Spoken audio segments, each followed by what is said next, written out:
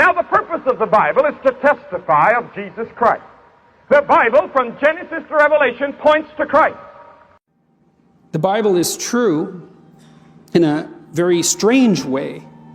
What you do as an educated person is sample that structure that constitutes the sum total of the texts of our civilization. Because if those four things are true, that there's truth, that God exists, that miracles are possible, and the New Testament is reliable enough to let us know that the resurrection occurred, then Christianity is true. Because if Jesus rose from the dead, game over, Christianity is true. So, what is the food you give to the soul? It is reading the Bible, the Word of God. And I don't care who you are, you cannot live a victorious life if you neglect Bible reading and Bible study. But what we have at stake here is far more than that. You know, your life depends on this book. So read it. Matthew Henry Complete Commentary, Exodus chapter 21. The laws recorded in this chapter relate to the 5th and 6th commandments. And though they are not accommodated to our Constitution, especially in point of servitude, nor are the penalties annexed binding on us, yet they are of great use for the explanation of the moral law and the rules of natural justice. Here are several enlargements. First, upon the 5th commandment, which concerns particular relations. 1. The duty of masters towards their servants, their men servants, verses 2 through 6, and the maidservants, verses 7 through 11. 2. The punishment of disobedient children that strike their parents, verse 15, or curse them, verse 17. Second, upon the 6th commandment, which forbids all violence offered to the person of a man. Here is 1. Concerning murder, verses 12 through 14. 2. Man stealing, verse 16. 3. Assault and battery, verses 18 and 19. 4. Correcting a servant, v. 20:21. 5. Hurting a woman with child, verses 22 and 23. 6. The law of retaliation, verses 24 and 25. 7. Maiming a servant, verse 26 and 27. 8.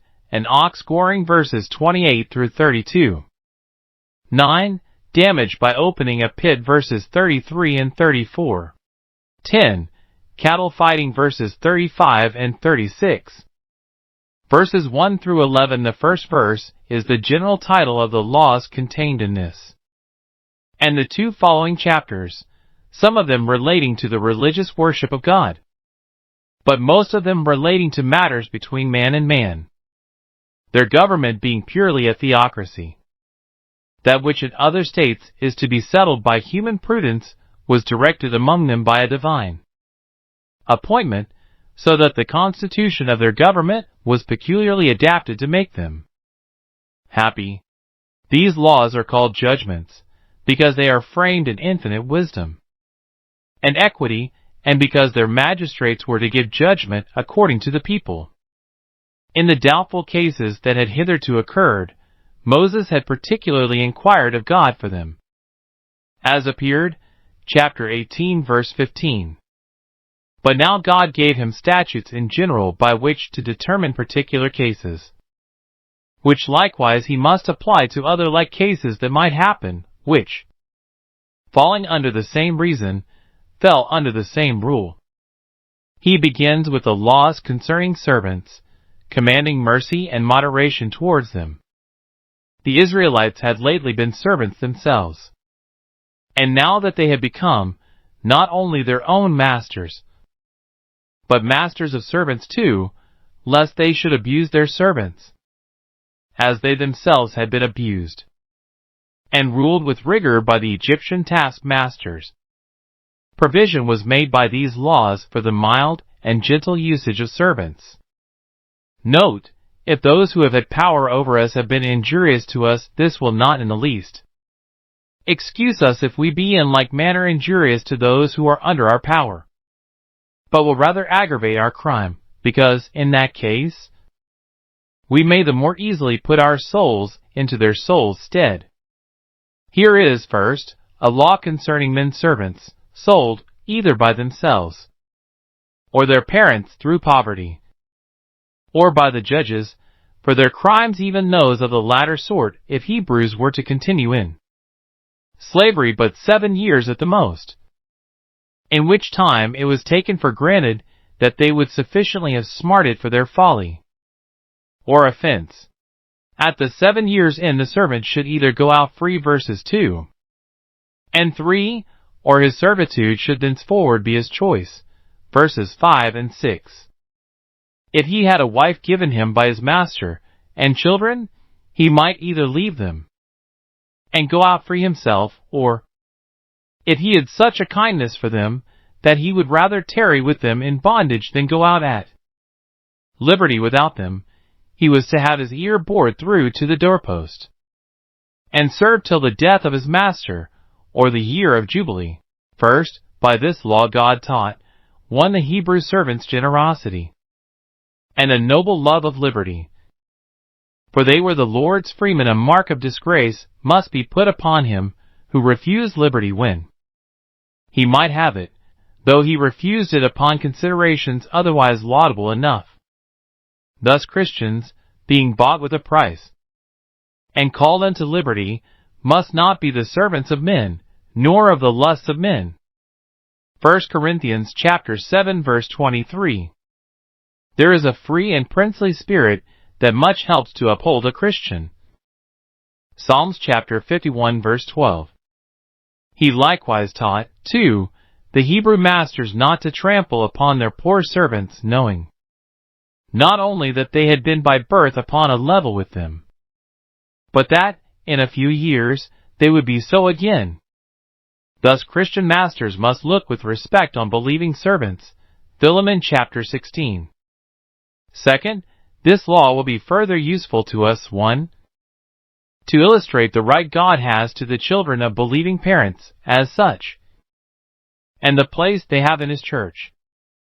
They are by baptism enrolled among His servants, because they are born in His house. For they are therefore born unto Him. Ezekiel chapter 16 verse 20. David owns himself God's servant, as he was the son of his handmaid. Psalms chapter 116 verse 16. And therefore entitled to protection. Psalms chapter 86 verse 16. 2. To explain the obligation which the great Redeemer laid upon himself to prosecute the work of our salvation. For he says, Psalms chapter 40 verse 6, My ears hast thou opened, which seems to allude to this law. He loved his father, and his captive spouse, and the children that were given him, and would not go out free from his undertaking, but engaged to serve in it forever.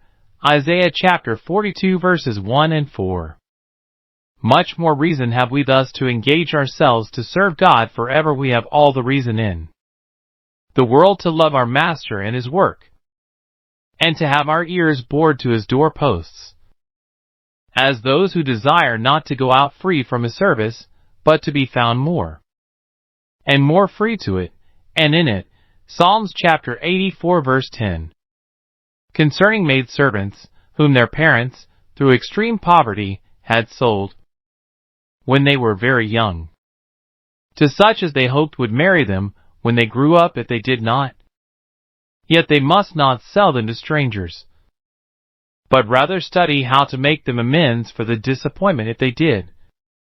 They must maintain them handsomely, verses 7 through 11.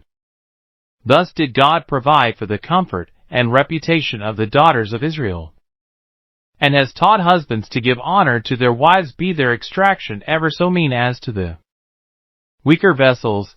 1 Peter chapter 3 verse 7, verses 12 through 21.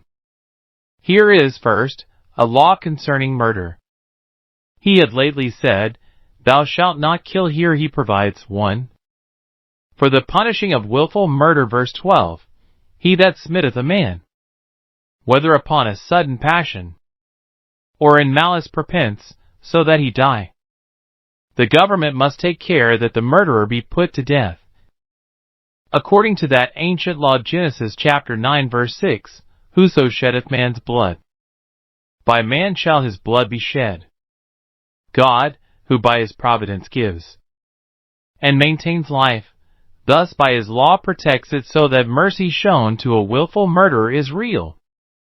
Cruelty to all mankind besides, such a one, God here says, shall be taken even from his altar, verse 14, to which he might flee for protection, and if God will not shelter him, let him flee to the pit, and let no man stay him. 2. For the relief of such as killed by accident, per infortunium, by misfortune, or chance medley, as our law expresses it, when a man, in doing a lawful act, without intent of hurt to any, happens to kill another, or, as it is here described, God delivers him into his hand, for nothing comes to pass by chance. What seems to us purely casual is ordered by the divine providence, for wise and holy ends secret to us. In this case God provided cities of refuge for the protection of those whose infelicity it was, but not their fault, to occasion the death of another, verse 13. With us, who know no avengers of blood, but the magistrates, the law itself is a sufficient sanctuary for those whose minds are innocent, though their hands are guilty, and there needs no other. 2. Concerning rebellious children, it is here made a capital crime, to be punished with death, for children either 1. To strike their parents, verse 15, so as either to draw blood, or to make the place struck black and blue, or 2. To curse their parents, verse 17, if they profaned any name of God in doing it. As the rabbis say, note, the undutiful behavior of children towards their parents is a very great provocation to God our common Father, and, if men do not punish it, he will. Those are perfectly lost to all virtue, and abandoned to all wickedness, that have broken through the bonds of filial reverence and duty to such a degree as in word or action to abuse their own parents. What yoke will those bear that have shaken off this? Let children take heed of entertaining in their minds any such thought, or passions towards their parents as savor of undutifulness and contempt, for the righteous God searches the heart. 3. Here is a law against man stealing, verse 16. He that steals a man, that is, a person, man, woman, or child, with design to sell him to the Gentiles, for no Israelite would buy him, was adjudged to death by this statute, which is ratified by the Apostle 1 Timothy chapter 1 verse 10, where men stealers are reckoned among those wicked ones against whom laws must be made by Christian princes. 4. Care is here taken that satisfaction be made for hurt done to a person, though death do not ensue, verses 18 and 19. He that did the hurt must be accountable for damages, and pay, not only for the cure, but for the loss of time, to which the Jews add that he must likewise give some recompense both for the pain and for the blemish, if there were any.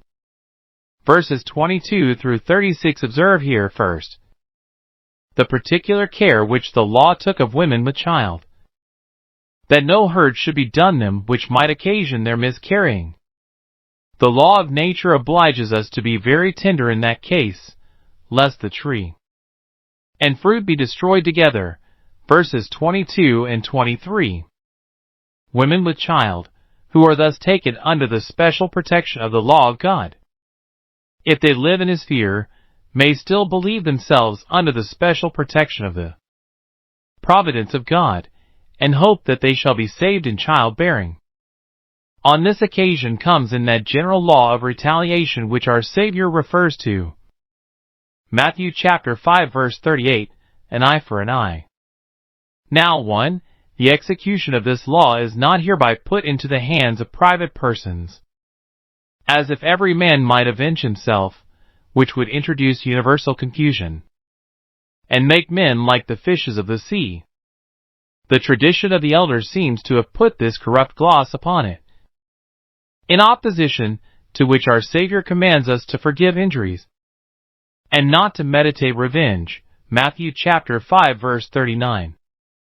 2. God often executes it in the course of his providence, making the punishment, in many cases, to answer to the sin, as Judges chapter 1 verse 7, Isaiah chapter 33 verse 1, Habakkuk chapter 2 verse 13, Matthew chapter 26 verse 52.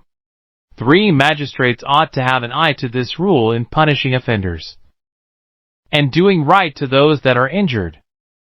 Consideration must be had of the nature, quality, and degree of the wrong done, that reparation may be made to the party injured, and others deterred from doing the like. Either an eye shall go for an eye, or the forfeited eye shall be redeemed by a sum of money. Note, he that does wrong must expect one way or other to receive according to the wrong he has done. Colossians chapter 3 verse 25. God sometimes brings men's violent dealings upon their own head. Psalms chapter 7 verse 16. And magistrates are in this the ministers of the justice, that they are avengers. Romans chapter 13 verse 4. And they shall not bear the sword in vain. 2. The care God took of servants, if their masters maimed them, though it was only striking out a tooth, that should be their discharge. Verse 26 and 27. This was intended, 1. To prevent their being abused. Masters would be careful not to offer them any violence, lest they should lose their service. 2. To comfort them if they were abused. The loss of a limb should be the gaining of their liberty, which would do something towards balancing both the pain and disgrace they underwent. Nay, 3. Does God take care for oxen? Yes, it appears by the following laws in this chapter that he does, for our sakes. 1 Corinthians chapter 9 verses 9 and 10. The Israelites are here directed what to do, first, in case of hurt done by oxen, or any other brute creature, for the law, doubtless, was designed to extend to all parallel cases. 1. As an instance of God's care of the life of man, though forfeited 1,000 times into the hands of divine justice, and in token of his detestation of the sin of murder. If an ox killed any man, woman, or child, the ox was to be stoned. Verse 28. And because the greatest honor of the inferior creatures is to be serviceable to man, the criminal is denied that honor. His flesh shall not be eaten. Thus God would keep up in the minds of his people a rooted abhorrence of the sin of murder, and everything that was barbarous.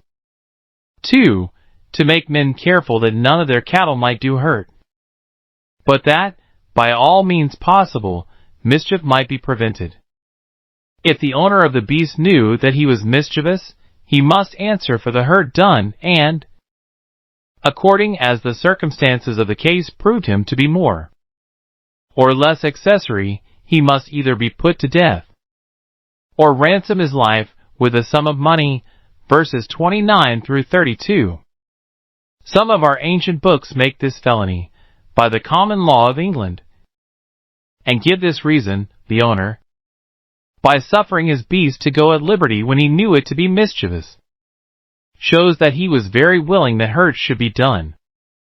Note, it is not enough for us not to do mischief ourselves, but we must take care that no mischief be done by those whom it is in our power to restrain, whether man or beast. 2. In case of hurt done to oxen or other cattle.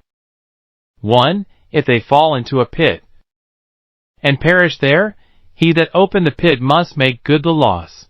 Verses 33 and 34.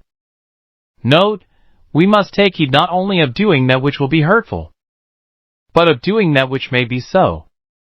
It is not enough not to design and devise mischief, but we must contrive to prevent mischief, else we become accessory to our neighbor's damage.